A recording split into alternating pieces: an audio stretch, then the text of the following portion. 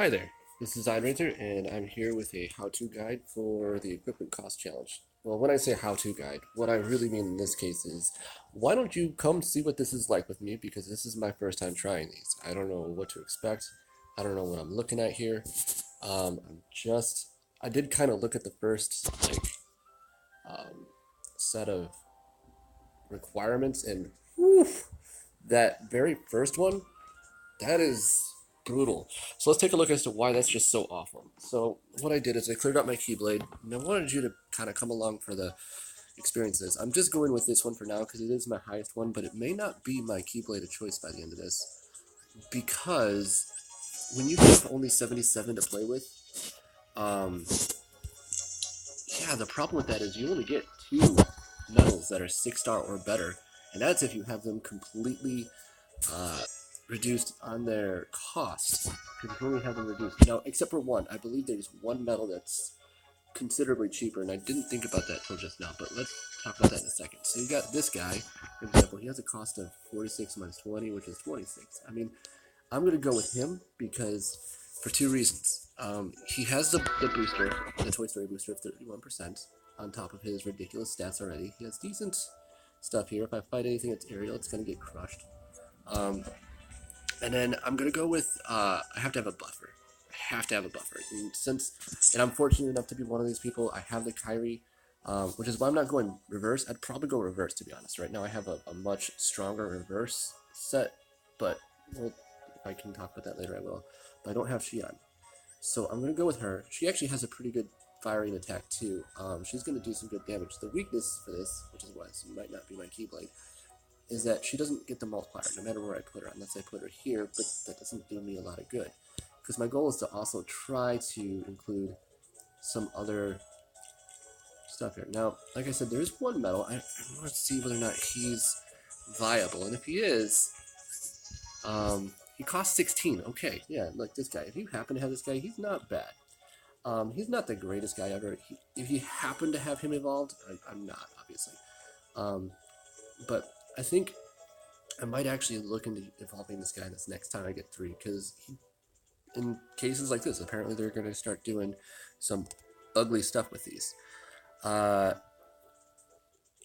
So I get kind of caught up because what do I do with him? Do I put him here? I don't think so. I think I'm going to put him here because ultimately he's going to do... I'm going to get more damage out of that in the end. Now that leaves me with 25 slots. 25. So as far as I'm aware, I don't think there's anything else in the 6 or 7-star category that has that kind of quality. So I'm going to go down to the 5 and below star. And I'm going to go with... I really don't have much to offer in these, but I do happen to have this guy. He's got my highest attack power, and all things being considered, he also has like max gauges for that, so his thing is going to be the best. He hits all. So I guess this is where I'm going to have to go with it. It kind of sucks that he's reverse. She's, doesn't have anywhere near the attack. I don't really know if I have anything else to compare. Maybe her. No, I don't really have much of anything with these guys. So I'm thinking this is just how I have to go. It leaves me with 11 slot. Yeah, not really much to offer. To be honest, I've pretty much killed all of my little things, but yeah, that's 14. What are you? It's 14.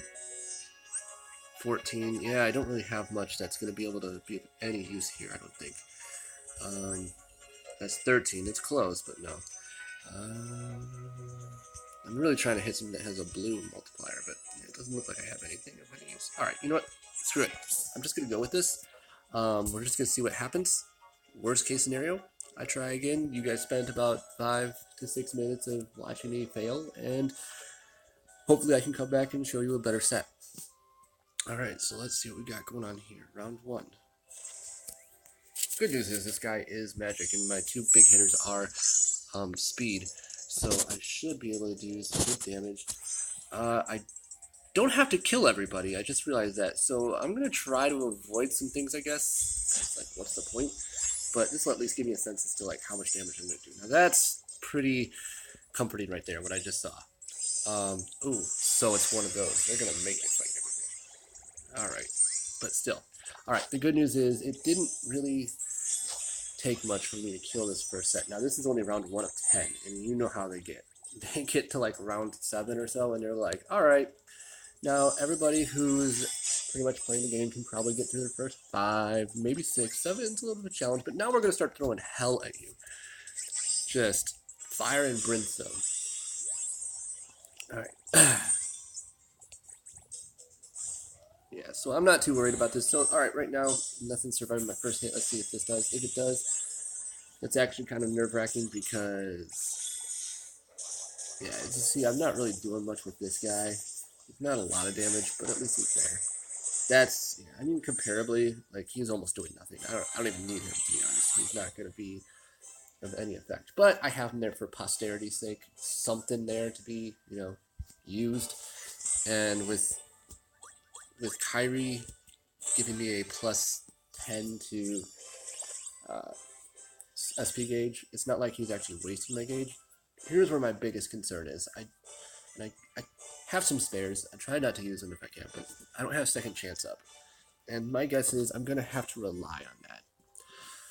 Alright, let's take a look at this second one. And then I think after this one, I'm going to end this video, just because it's starting to get kind of lengthy. And I'm going to hop onto another video. So I hope by the end of this year, you know, understanding what my logic is, what my strategy is, and at that point you can just kind of like follow along with the other videos later on to just kind of see what happens.